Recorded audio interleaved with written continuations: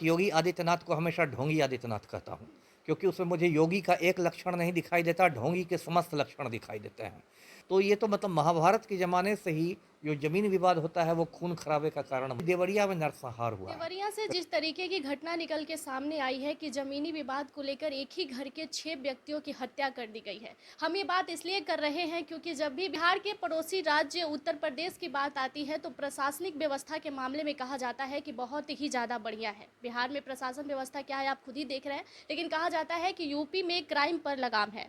इसी बीच ऐसी घटना निकल के सामने आई है। आज हमारे साथ बातचीत करने के लिए अमिताभ कुमार दास सर जुड़े हैं। क्या कहिएगा सर, यूपी में जिस तरीके की घटना हुई है, क्योंकि बिहार में जब भी कोई घटना होती है तो बीजेपी के लोग कहते हैं कि देखना है तो उत्तर प्रदेश को देखिए, वहाँ क्राइम पर कितना कंट्रोल है। देखिए, पहली बात तो इस देवरिया कांड के बारे में मैं बता दूं दर्शकों को, हो सकता है कुछ लोगों को नहीं मालूम हो। ये देवरिया जो है ये पूर्वी उत्तर प्रदेश का ज़िला है, जिसको मतलब बोलचाल में पूर्वांचल भी कहते हैं। और जो पूर्वांचल है यूपी का जो ईस्टर्न हिस्सा है, उसका रहन सहन, उसकी संस्कृति बहुत कुछ मतलब बिहार से मिलती जुलती है। तो ये जो देवरिया की घटना हुई है, ये वहाँ पर एक फतेहपुर नाम का गांव है, जी। रुद्रपुर कोतवाली थाना क्षेत्र में। वहीं पर ये ज़मीन विवाद बहुत दिनों से चला रहा था। एक सत्यनारायण दुबे का परिवार था और एक प्रेम यादव का परिवार था। प्रेम यादव उस इलाके का दबंग व्यक्ति समझा जाता है। तो अभी 2-3 दिन पहले वही घटना हुई, प्रेम यादव की हत्या कर दी गई और उसके बाद प्रेम यादव के जो समर्थक थे, उन्होंने सत्यप्रकाश दुबे, उसकी पत्नी और 2 बेटों 2 बेटियों की हत्या कर दी। मतलब बहुत लोमहर्षक समझिए कि इसको नरसंहार समझिए, क्योंकि 5 या उससे ज़्यादा लोगों की यदि एक साथ हत्या हो जाती है तो इसको नरसंहार कहते हैं, जिसको इंग्लिश में मैसेकर कहते जी। हैं। तो ये देवरिया में नरसंहार हुआ है। रही बात, आपने कहा कि लोग कहते हैं कि बहुत अच्छी हालत है यूपी की, तो उस पर भी मैं कुछ बात बताता हूँ। पहली बात तो अ, उत्तर प्रदेश की हालत ठीक नहीं है। ये भले भाजपा वालों ने एक तरह का माहौल बना रखा है कि बहुत ही अच्छा है। यूपी में देखिए आज की क्या है, क्योंकि यूपी में मेरे बहुत सारे बैचमेट्स जो हैं वो आईपीएस हैं और पुलिस कमिश्नर सब थे, अब आज भी हैं।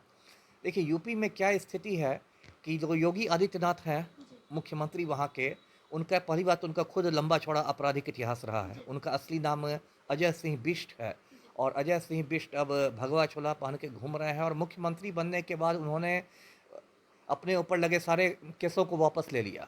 ये मतलब हिंदुस्तान में ही संभव है कि एक अपराधी मुख्यमंत्री बन जाए, उसके बाद अपने पर लगे ही मुकदमों को रद्द कर दे। तो गोरखपुर में खूनी दंगा वगैरह करवाया था, सब इसने करवाया था योगी आदित्यनाथ ने। उसके बाद ये ठाकुर जाति से आते हैं, यानी कि राजपूत जाति से आते जाति हैं। पर अभी बवाल छिड़ा हुआ है सर। तो थोड़ा सा बवाल मैं भी कुछ, जी। मैं मतलब आदित्यनाथ की राजनीति पर कह रहा हूँ। तो उत्तर प्रदेश में ये ठाकुर अपराधियों को बहुत ज़्यादा संरक्षण देते हैं, है ना? जैसे मैं 1-2 उदाहरण देता हूँ। यूपी का एक बहुत खूंखार अपराधी है ब्रजभूषण शरण सिंह, जी। जो वहाँ सांसद भी है। अभी आप जानते होंगे महिला पहलवानों ने उसके खिलाफ काफ़ी समय जंतर मंतर पर धरना भी दिया था। जी। ब्रजभूषण शरण सिंह, लेकिन ब्रजभूषण शरण सिंह चूंकि ठाकुर है, इसलिए यूपी की पुलिस उसके खिलाफ कोई एक्शन नहीं लेती है। किसी गरीब आदमी, कमज़ोर आदमी के घर 1 मिनट में वहाँ की पुलिस बुलडोजर चला देगी, लेकिन ब्रजभूषण शरण सिंह को पुलिस नहीं टच करती है। इसी तरह यूपी का एक दूसरा बड़ा माफिया डॉन है राजा भैया, उसको कुंडा का गुंडा भी कहते हैं। प्रतापगढ़ का बहुत बड़ा क्रिमिनल है, लेकिन उसके खिलाफ भी यूपी पुलिस कुछ नहीं करती है, क्योंकि वो भी मतलब ठाकुर जाति से आता है, मुख्यमंत्री की जाति का है। दूसरी तरफ वहाँ बहुत सारे निर्दोष लोगों को, ईमानदार लोगों की गिरफ्तारियाँ होती रहती है। एक डॉक्टर कफ़ील खान थे, उनको गोरखपुर में कुछ बच्चे मर गए ऑक्सीजन की कमी से, निर्दोष डॉक्टर थे, उनको कई साल तक जेल में रखा गया, उन पर राष्ट्रीय सुरक्षा कानून बनाकर। तो कहने का ये मतलब कि योगी आदित्यनाथ की जो पुलिसिंग है, जो उनकी कानून व्यवस्था की स्थिति है, बहुत ज़्यादा लचर है। और अभी देवरिया में तो खैर उसकी पूरी तरह पोल खुल गई, क्योंकि उससे पता चलता है कि वहाँ की जो पुलिस थी, पहले से उसको पता था कि यहाँ पर ज़मीन विवाद है, ये भी पता था पहले से कि ये जो प्रेम यादव है, ये यहाँ का दबंग व्यक्ति है। इसके बावजूद वहाँ पुलिस हाथ पर हाथ धरी रही। और आप जानती हैं कि अपराध का, युद्ध का, लड़ाई का, तो ये जो ज़मीन विवाद होता है वो सबसे पुराना कारण। जी। जी। जो पूरी महाभारत की लड़ाई हुई थी वो भी क्या था? भूमि विवाद ही था जी। कौरवों जी। और पांडवों के बीच, कि पांडव 5 गांव मांगने गए तो दुर्योधन ने कहा कि सुई के बराबर ज़मीन नहीं दूंगा। तो ये तो मतलब महाभारत के ज़माने से ही जो ज़मीन विवाद होता है वो खून खराबे का कारण बनता सर है। एक सवाल मैं और जानना चाहूँगी, यूपी में बाबा है और बिहार में चाचा। बिहार में चाचा की जो स्थिति है वो आप देख ही रहे हैं क्योंकि आप भी बिहार में हैं, लेकिन यूपी में बाबा की जब बात होती है तो कहा जाता है कि वहाँ बढ़िया-बढ़िया क्रिमिनल की बोलती जो है बंद हो जाती है क्योंकि डायरेक्ट शूट किया जाता है। जेल और कानून की व्यवस्था वहाँ नहीं देखी जाती, डायरेक्ट शूट किया जाता है और वहाँ कानून की व्यवस्था सबसे अच्छी है और क्राइम की रिकॉर्ड भी यूपी से कम आ रही है। ऐसा चर्चा जाए दिन बिहार में चलता रहता है। नहीं, नहीं, ये चर्चा तो जो भाजपा के मतलब राम भक्त लोग हैं, वो लोग चलाते हैं। मैंने अभी पूरी बात कही कि किस तरह जो मैं तो पहली बात योगी आदित्यनाथ को हमेशा ढोंगी आदित्यनाथ कहता हूँ, क्योंकि उसमें मुझे योगी का एक लक्षण नहीं दिखाई देता, ढोंगी के समस्त लक्षण दिखाई देते हैं।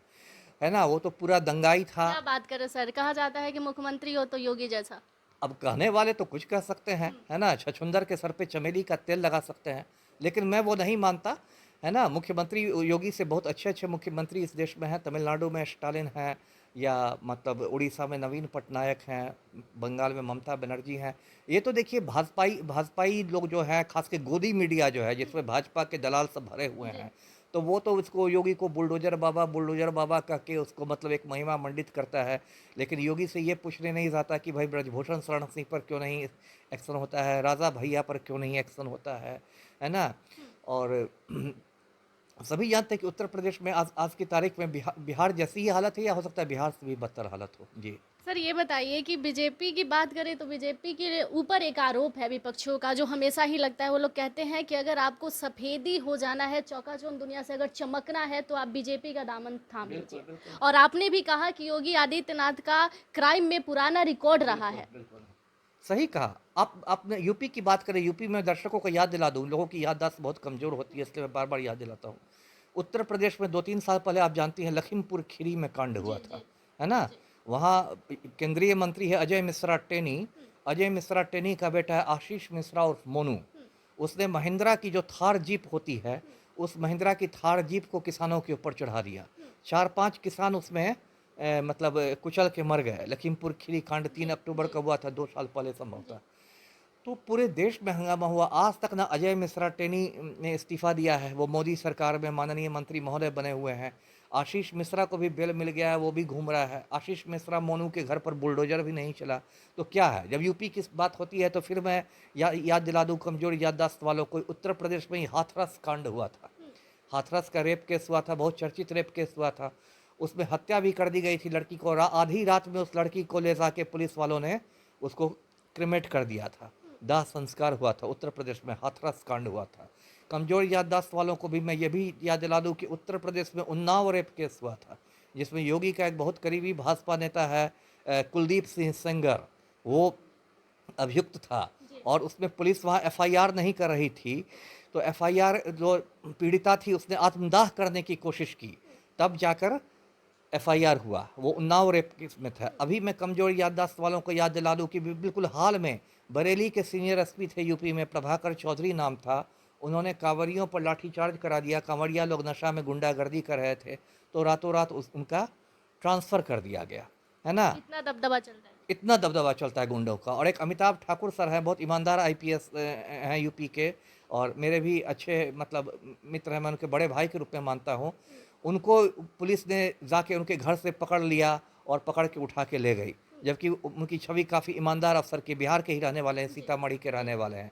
तो अमिताभ ठाकुर की यूपी में गिरफ्तारी होती है और राजा भैया के सामने यूपी पुलिस मतलब सैल्यूट मारती है राजा भैया को। तो यही तो उत्तर प्रदेश का हालत है। सर बीजेपी जी। की एक और भी आदत है, जब भी कहीं घटना होती है और वहाँ बीजेपी की सरकार ना हो तो बीजेपी बड़ा जोरों शोरों से आवाज़ उठाने लगती है कि भाई वहाँ के मुख्यमंत्री को तो इस्तीफा दे ही देना चाहिए। तो ये भी एक बहुत बड़ी घटना है, इस पर बीजेपी चुप्पी क्यों साधी हुई है? वही वही बात ना है ये तो। अभी देखिए, अब बीजेपी की आपने बात की, मणिपुर में भाजपा की सरकार है और पिछले 3-4 महीने से मणिपुर बिल्कुल समझिए जल रहा है। जी। अब तक सैकड़ों लोग मारे जा चुके हैं, हज़ारों लोग बेघर हो चुके हैं, लेकिन फिर भी मणिपुर में भाजपा सरकार है, तो ना मणिपुर में राष्ट्रपति शासन की बात करती है बीजेपी वाले, ना वहाँ पर इस्तीफा मांगते हैं मुख्यमंत्री का। तो अब बीजेपी पर मैं क्या कहूँ, भारत जलाओ पार्टी है, पूरे देश में आग लगा रही है, जला रही है, तो तो अब क्या इसको सर तो क्या बिहार के बताऊँ। लोगों को उम्मीद छोड़ देना चाहिए कि अगर यहाँ बीजेपी की सरकार आएगी तो योगी बाबा जैसे मुख्यमंत्री खड़े हो जाएंगे? नहीं, नहीं, एकदम उम्मीद छोड़ देनी चाहिए। बिल्कुल उम्मीद छोड़ देनी चाहिए। भाजपा में योगी बाबा अब मतलब इस बिहार में अभी कौन-सा चेहरा भाजपा में है? सम्राट चौधरी को योगी बाबा बनाया जा रहा है। अब बनाने के लिए किसी को बना दे, नेपोलियन बोनापार्ट बना दे, मैं क्या करूँगा। लेकिन देखिए, एक बात मैं स्पष्ट रूप से कहता हूँ कि मीडिया जो है भारत का, उसमें अगड़ी जातियों का दबदबा है। मैं ये कोई जातिवादी बात नहीं कर रहा, मैं खुद अगड़ी जाति से आता हूँ। लेकिन मीडिया में जो पूरे देश भर का जो मीडिया है, इलेक्ट्रॉनिक मीडिया हो, प्रिंट मीडिया हो, सोशल मीडिया है, उस पर अगड़ी जातियों का दबदबा है। और उन अगड़ी जातियों में बड़ी संख्या में भाजपा के दलाल लोग, समर्थक लोग मौजूद हैं। तो इसलिए वो लोग इस तरह के लोगों को, मतलब बीजेपी वालों को ऐसे महिमा मंडित करते हैं, हीरो बनाते हैं, है ना। तो लेकिन हम लोग को असलियत मालूम होनी चाहिए कि असलियत क्या है। जी, बहुत बहुत धन्यवाद। आपका भी।